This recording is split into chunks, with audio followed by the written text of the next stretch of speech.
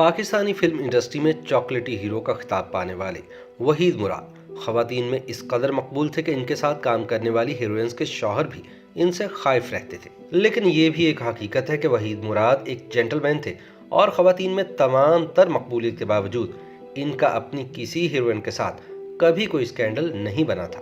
جواں مرگی کا شکار ہونے والے وحید مراد اپنے والدین کے ہی اکلوتے نہیں بلکہ فلمی دنیا میں بھی یکتا اور منفرد اداکار تھے۔ ان کی چال ڈھال، نشست و برخاست اور انداز و گفتار کسی دوسرے فنکار سے میل نہ کھاتے تھے۔ انہوں نے اداکاری کے نئے اسلوب متعارف کروائے، اپنے کرداروں میں حقیقت سے قریب ترین ایکسپریشن اور ڈائیلاگ ڈیلیوری کو اپنایا۔ گانے کی پکچرائزیشن میں ان کا انداز اس قدر جاذب نظر تھا کہ ساتھی اداکاروں کے علاوہ ہمسایہ ملک کے اداکار بھی معروب ہوئے بنا نہ رہ سکے۔ ان کا سراپا گانے کی دھن سے کمال انصاف کرتا، ان کے جسم کا ہر عضو اور خصوصاً پاؤں موسیقی کے سروں کے ساتھ کھیلتے ہوئے محسوس ہوتے۔ وحید مراد کا منفرد ہیئر سٹائل ان کے چہرے کو مزید دلکش بنا دیتا اور برِ صغیر میں دلیپ کمار کے بعد وحید مراد کے ہیئر سٹائل کو سب سے زیادہ اپنایا اور پسند کیا گیا۔ وحید مراد کی اچانک موت کو 4 اشرے ہونے کے قریب ہے، لیکن ہر آنے والا دن ان کی شہرتوں کو دوام بخش رہا ہے۔ وحید مراد فلم ڈسٹریبیوٹر نثار مراد کی اکلوتی اولاد تھے۔ نثار مراد کے ہاں کسی شے کی کمی نہ تھی اور ان کا شمار متمول لوگوں میں ہوتا تھا۔ نثار مراد اور ان کی اہلیہ شیریں مراد نے اپنی اکلوتی اولاد کے لیے اپنی محبتوں کے در وا کر دیے۔ دنیا کی ہر نعمت اس بچے کے اشارہ ابرو کی منتظر رہتی۔ انہی محبتوں کے سائے میں پل کر جوان ہونے والا ویدو یعنی وحید مراد بھی والدین کی ہر خواہش پر پورا اترتا رہا۔ گریجویشن کے بعد وحید مراد نے کراچی یونیورسٹی سے ایم اے انگلش لٹریچر بھی کر لیا۔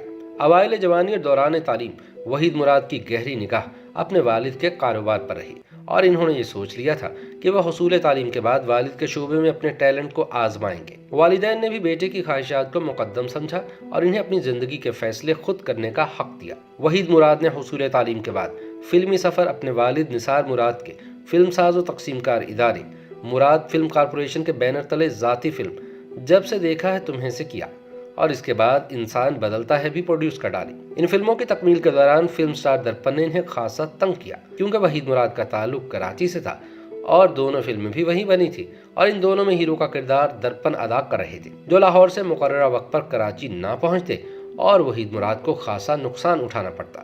درپن کی طرف سے دی جانے والی پریشانی میں بھی کچھ راز پنہاں تھے۔ درپن کے انتظار نے فلم ساز وحید مراد کو پریشان کر دیا۔ ایسے میں ان کی فلم کی ہیروئن زیبا بیگم نے ان کو ایک ایسا مشورہ دیا جس نے وحید مراد کی زندگی کی کایا ہی پلٹ ڈالی۔ زیبا بیگم نے وحید مراد سے کہا کہ ویدو تم خود کیوں ہیرو نہیں بن جاتے، تم میں کون سی کمی ہے؟ وحید مراد نے برجستہ جواب دیا کہ نہیں، میری رنگت سانولی ہے، میں یہ رسک نہیں لے سکتا۔ لیکن در حقیقت زیبا بیگم کی کہی ہوئی بات وحید مراد کے دل کو بھا گئی تھی، لیکن اس مشورے پر عمل کرنے سے پہلے انہوں نے خود کو فلم کے پردے پر آزمانے کے لیے ایس ایم یوسف کی فلم اولاد میں کام کرنا قبول کر لیا۔ یوں کیمرے کے پیچھے کھڑا وحید مراد جب کیمرے کے سامنے آیا تو کیمرے نے کمال گرم جوشی سے اسے خوش آمدید کہا۔ کیمرے کی قبولیت کے بعد وہ دیکھنے والوں کی نگاہوں کو کچھ یوں بھائے کہ دیکھتے ہی دیکھتے ہر نگاہ کا مرکز اور ہر دل کی دھڑکن بن بیٹھے اور زیبا بیگم کا ویدو کو دیا ہوا مشورہ کارگر ثابت ہوا۔ یوں وہ فلم ساز سے فلمی ہیرو بن گئے۔ فلم اولاد کی کامیابی کے بعد وحید مراد ایک بار پھر ذاتی پروڈکشن کی جانب لوٹ آئے اور فلم ہیرا اور پتھر کا آغاز کیا جس نے انہیں مکمل ہیرو بنا دیا اور رہی صحیح کسر فلم ارمان نے پوری کر دی اور وہ پاکستان فلم انڈسٹری کے سپر سٹار بن گئے۔ ان دونوں فلموں میں وحید مراد کی ہیروئن وہی زیبا بیگم تھی جنہوں نے وحید مراد کو پروڈیوسر سے ہیرو بننے کا قیمتی مشورہ دیا تھا۔ وحید مراد ذاتی سرمایہ سے بننے والی فلموں ہیرا اور پتھر اور ارمان کی گولڈن اور پلیٹینم جوبلی کے ذریعے سپر سٹار بنے تو لاہور کی فلم نگری نے انہیں ہاتھوں ہاتھ لیا۔ کراچی کو چھوڑنا وحید مراد کے لیے بہت مشکل تھا، لیکن بہتر مستقبل کے لیے انہوں نے ایک کڑوا گھونٹ بھی پی لیا اور لاہور شفٹ ہو گئے۔ لاہور کے فلم سازوں نے وحید مراد پر فلموں کی بارش کر دی۔ یہ وہ زمانہ تھا جب سنتوش کمار اور درپن کا چل چلاؤ تھا اور فلم انڈسٹری میں اچھے ٹیلنٹڈ ہیرو کی کمی محسوس کی جا رہی تھی۔ اردو ورژن کی فلموں کے لیے محمد علی اور کمال کے علاوہ کوئی قابل ذکر اداکار موجود نہ تھا اور وحید مراد کی آمد کے بعد فلمی صنعت کو ایسا ہیرو مل گیا جو پوری فلم کا بوجھ اٹھا سکتا تھا۔ وحید مراد کی فلمی دنیا میں آمد کے کچھ عرصے بعد مشرقی پاکستان کی فلم چکوری کے ذریعے ندیم بیگ متعارف ہوئے اور یوں پاکستانی فلم سکرین پر سپر سٹار کی تقون بن گئی جو محمد علی، وحید مراد اور ندیم بیگ جیسے فنکاروں پر مشتمل تھی۔ ان تینوں کی اس تقون نے فلم انڈسٹری پر راج کیا، لیکن اس تقون میں بھی وحید مراد کی انفرادیت نے اپنا رنگ جمائے رکھا۔ ان کی اداکاری کے منفرد اسلوب کا ایک زمانہ مترف رہا۔ پڑھے لکھے وحید مراد نے فلم ایکٹنگ کے ساتھ ساتھ فلم پروڈکشن بھی جاری رکھی اور اپنے ذاتی پروڈکشن کا ادارہ فلم آرٹس بنانے کے علاوہ ایک ٹیم بھی بنا ڈالی، جس میں فلم ڈائریکٹر پرویز ملک، موسیقار سہیل رانا اور مصنف و شاعر مسرور انور شامل تھے۔ اس ٹیم نے ارمان کے بعد احسان اور چند اور فلمیں بھی بنائیں، لیکن بعد میں وحید مراد کے لاہور شفٹ ہونے پر یہ ٹیم ذاتی اناؤں کی بھینٹ چڑھ کر بکھر گئی۔ وحید مراد کی فلم ارمان ان کے ذاتی فلم پروڈکشنز کے ادارے فلم آرٹس کے بینر تلے ہی بنائی گئی تھی۔ ایک زمانہ تھا جب ملک کا ہر نوجوان اپنے بال ماتھے پر بکھیرے وحید مراد جیسا بننے کا خواہاں تھا، اور ہر لڑکی کو وحید مراد کے سراپے میں اپنے خوابوں کا شہزادہ دکھائی دیتا تھا۔ کالج گرلز نے وحید مراد کی تصویریں کتابوں میں رکھ لیں، لیکن ان کے دل کے تار کراچی کے صنعتکار ابراہیم میکر کی بیٹی سلمیٰ میکر کو دیکھ کر بچ اٹھتے تھے۔ یوں ایک روز وحید مراد سلمیٰ میکر کو اپنے دل کا مدعا بیان کرنے اس کی ڈانسنگ کلاس میں جا پہنچے، جہاں وہ ڈانس کی ریہرسل کیا کرتی تھی۔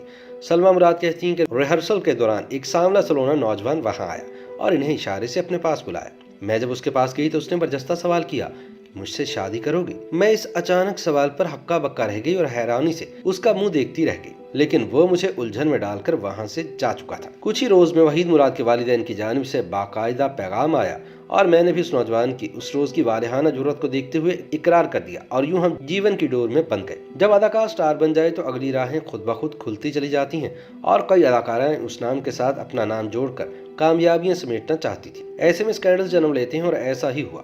وحید مراد جس بھی اداکارہ کے ساتھ کاسٹ ہوتے، لوگ ان کے والہانہ پن اور بولڈ انداز سے از خود فسانے بنا لیتے، جس میں حقیقت کم اور مبالغہ زیادہ ہوتا تھا۔ اس زمانے کی نامور اداکارہ زیبا بیگم وحید مراد کی پہلی باقاعدہ ہیروئن تھی، اور ان کی کامیابی میں وحید مراد کا عمل دخل نمایاں تھا، کیونکہ انہوں نے ترقی کے زینے وحید مراد کی فلموں ہیرا اور پتھر اور ارمان کی بے مثال کامیابیوں کے ذریعے چڑھے تھے۔ وحید مراد مشرقی پاکستان کی فلم بھیا میں کاسٹ ہوئے تو وہاں ان کی ملاقات ایک ہندو لڑکی جھرنا سے ہوئی۔ جھرنا نے بھی ان سے مغربی پاکستان کی کامیاب فلم انڈسٹری میں کام کرنے کی خواہش کا اظہار کیا، تو وحید مراد نے کہا کہ میں جب تمہیں کراچی بلاؤں تو تم سب کچھ چھوڑ چھاڑ کر چلی آنا۔ فلم بھیا مکمل ہو گئی اور وحید مراد واپس آ گئے، لیکن وہ لڑکی جھرنا جو بنگالی فلموں کی شبنم بن چکی تھی، ان کے رابطے میں رہی، اور پھر ایک وقت آیا جب پاکستانی فلمی دنیا میں وحید مراد نے انہیں متعارف کروایا اور وہ کچھ ہی برسوں میں ٹاپ کی اداکارہ بن گئی۔ تاہم وحید مراد کی شہرتیں بہت سے لوگوں سے برداشت نہ ہوتی تھی، اور وہ نصف النہار سورج کو گہنانے میں لگے رہتے۔ مقابل اداکار ان کی شہرتوں اور پسندیدگی سے خائف تھے،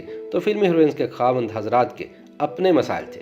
وحید مراد اور زیبا بیگم کی جوڑی وقت کی مقبول ترین اور پسندیدہ ترین جوڑی تھی، لیکن محمد علی سے شادی کے بعد انہوں نے وحید مراد کے مد مقابل کام کرنے سے انکار کر دیا تھا۔ یوں یہ مقبول ترین جوڑی ٹوٹ گئی۔ جھرنا یعنی شبنم کو وہ خود مشرقی سے مغربی پاکستان لے کر آئے اور ذاتی فلم میں کاسٹ بھی کیا، اور کئی سپر ہٹ فلمیں اس جوڑی کے کریڈٹ پر تھیں، جن میں اندلیب، بندگی اور نصیب اپنا اپنا جیسی فلمیں شامل تھیں۔ لیکن پھر اچانک شبنم کے شوہر موسیقار روبن گھوش کو وحید مراد کی بولڈنس پر اعتراض ہوا، اور انہوں نے اپنی بیوی کو وحید مراد کے ساتھ کام کرنے سے روک دیا۔ شبنم نے بھی اپنی ازدواجی زندگی کو بچانے کی خاطر چپ ساتھ لی، لیکن روبن گھوش کی وفات کے بعد شبنم نے بتایا کہ وحید مراد کی زبان سے روبن کے سامنے کوئی ایسی بات نکل گئی تھی جس کو روبن نے محسوس کرتے ہوئے مجھے ان کے مد مقابل کام کرنے سے روک دیا، ورنہ وحید مراد ایک انتہائی نفیس انسان تھے اور وہ ان کو یاد کرتی ہیں۔ نشو نے جب اپنی نوجوانی کی محبت انعام دورانی سے شادی کی تو انہیں بھی وحید مراد کے انداز، بولڈنس اور مردانہ کشش کھٹکنے لگی، اور انہوں نے بھی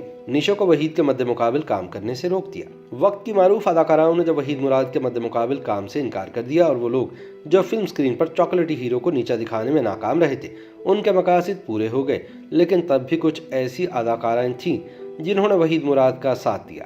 ان میں رانی بیگم، دیبا، عالیہ، آسیہ اور شمیم آرا نمایاں رہیں۔ اس حقیقت سے کسی کو انکار نہیں کہ ہر عروج کی انتہا بالآخر زوال ہے، لیکن ناز و نام میں پلنے والے جہاں دیدہ وحید مراد اس حقیقت کو نہ سمجھ پائے، اور آخرکار جب انہوں نے زوال کو سامنے پایا تو وہ اندر سے ٹوٹ گئے۔ یک کے بعد دیگرے ہونے والے دو حادثات میں وحید مراد اپنے چہرے کی دلکشی کھو بیٹھے۔ ایسے میں جب انہیں ڈھارس کی سخت ضرورت تھی تو فلم انڈسٹری نے انہیں نظر انداز کر دیا، بلکہ وہ اپنے مختصر سے خاندان کو بھی ناراض کر بیٹھے۔